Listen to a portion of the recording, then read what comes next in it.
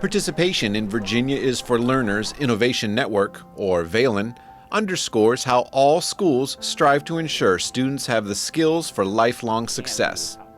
To meet this challenge, educators at Fairfax County Public Schools ask this fundamental question. How can we, as educators, ensure that all students have continuous growth and portrait of a graduate attributes that support lifelong success?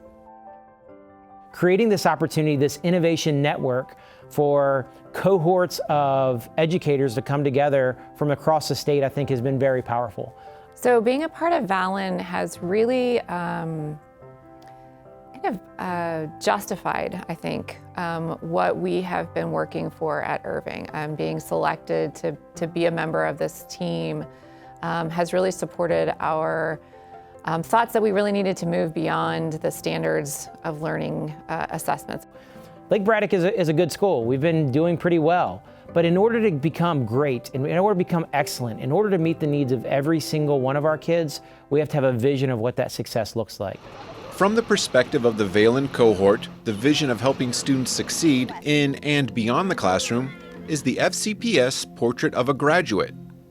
Adopted by the county in 2014, Portrait of a Graduate, sometimes called Pog or POG, and similar to the 5 C's, identifies 5 attributes for students to grow in during their time in FCPS.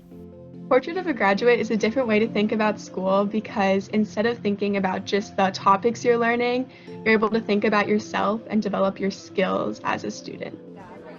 Equity is the through line for Portrait of a Graduate because it is the leveling of the playing field for everyone. Everyone attains those skills. Everyone can improve on those skills.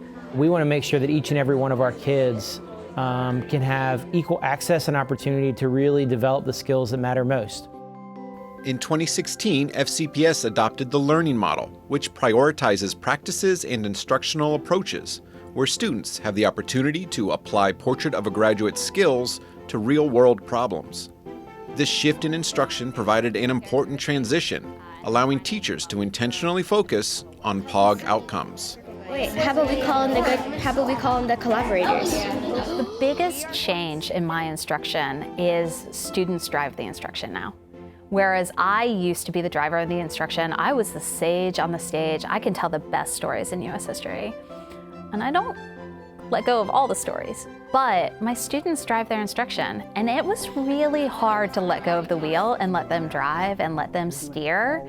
But I kind of see myself as sort of that student driver instructor, you know, the one that has the brake at the same time as the students do so that we don't crash, but they're doing all the driving. It's important for me to have authentic opportunities in school because it helps me be stronger and really know what I'm interested in life and what I want to do in life and just explore myself as a person in general. Using the skills is one step. The next is for students to reflect on how they use the skills and why they matter. So when I started with Portrait of a Graduate, it was messy. I was just throwing out Portrait of a Graduate skills, seeing if anything stuck.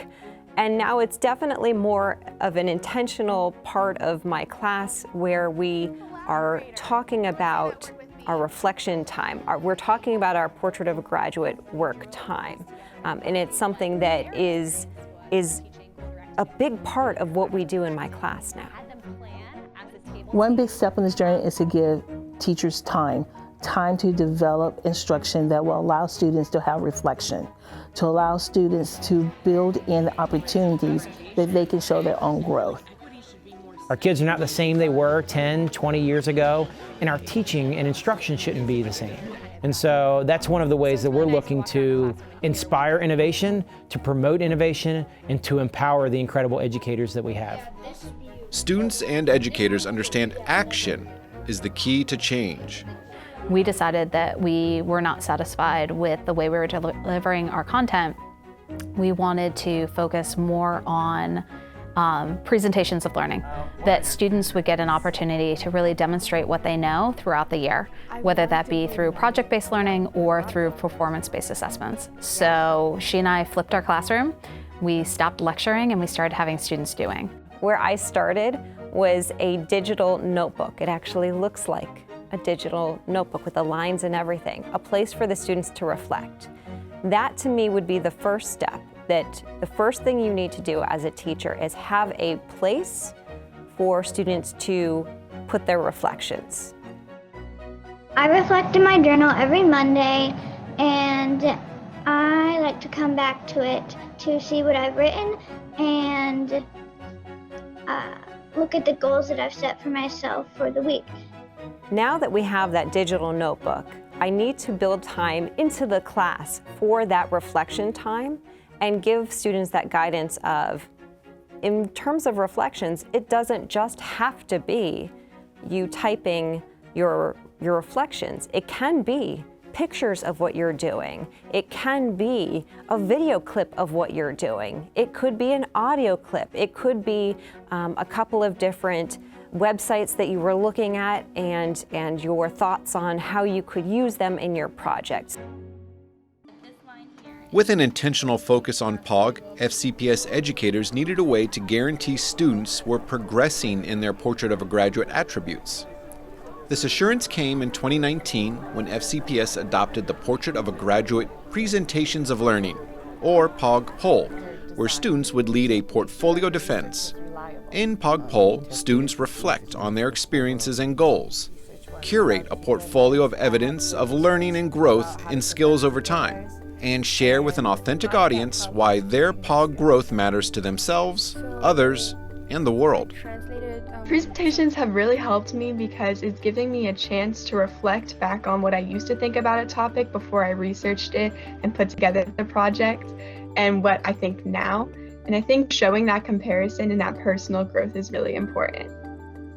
My portfolio helped me with my reflecting my own work and then seeing what I have improved from last year and seeing my mistakes and then learning so I won't have to repeat those mistakes and do what improved me and continue with my skills that have improved me. There's no topping out with the Portrait of a Graduate skills.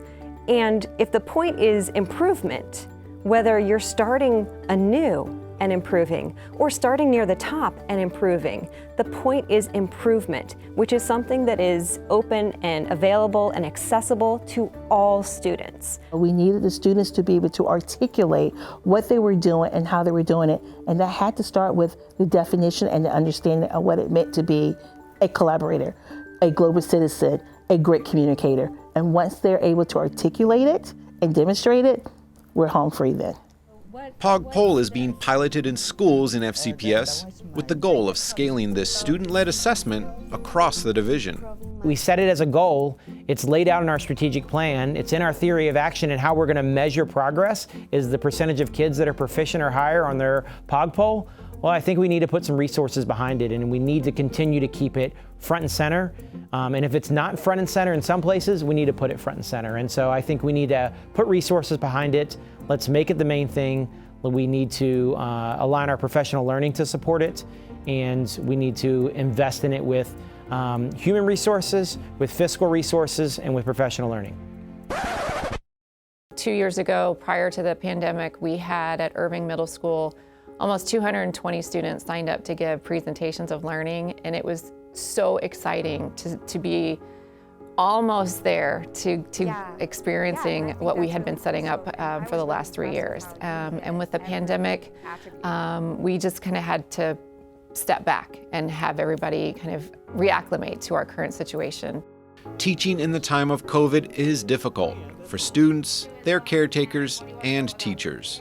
What this period has provided, however, is the opportunity to focus on what matters most. Initially, we tried to do everything that we did in the normal classroom in a virtual format.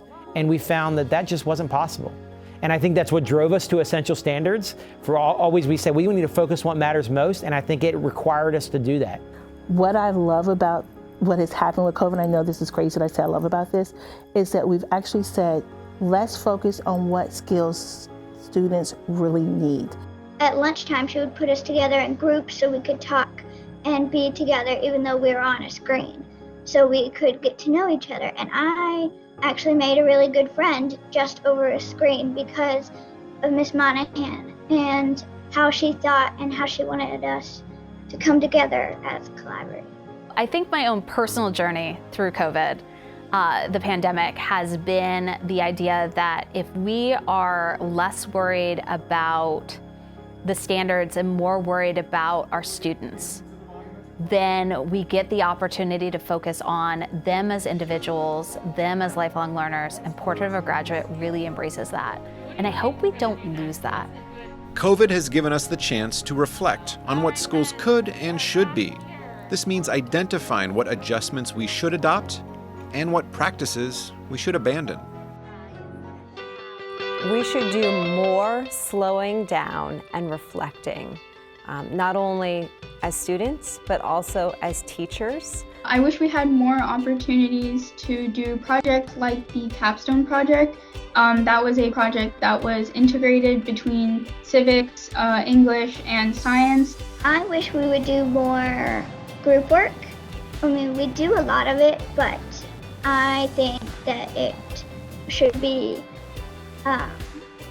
put out in every class, and we should do it every day because it will help us grow on each other and learn from each other. I think a lot of test taking, where it's study for the test, cram for the test, memorize this information, and then immediately spit it back out and have it perfectly, it limits a lot of students' abilities because they only learn what's on that study guide or what was in their notes. They're not really trying to learn. They're learning to get an A on the test. And I think that creates limits in students' mind of what they want to learn, and eventually a lot of students start to not like school and not like learning as a whole. This is something we have to use in life. We have to use our voices to let people know what we care about. I need these skills to be successful in future. Lifelong success is dependent on your ability to fulfill these skills. I hope that when we return from COVID, when things come back to our what we call new normal, that it's not a normal and we go back to doing things the way we've always done them, that we can look at them to see what is best for our kids, what's best for teaching and learning, how does this really bring out and teach Portrait of a Graduate attributes, and we can really think about that and shift some of the ways that we do things.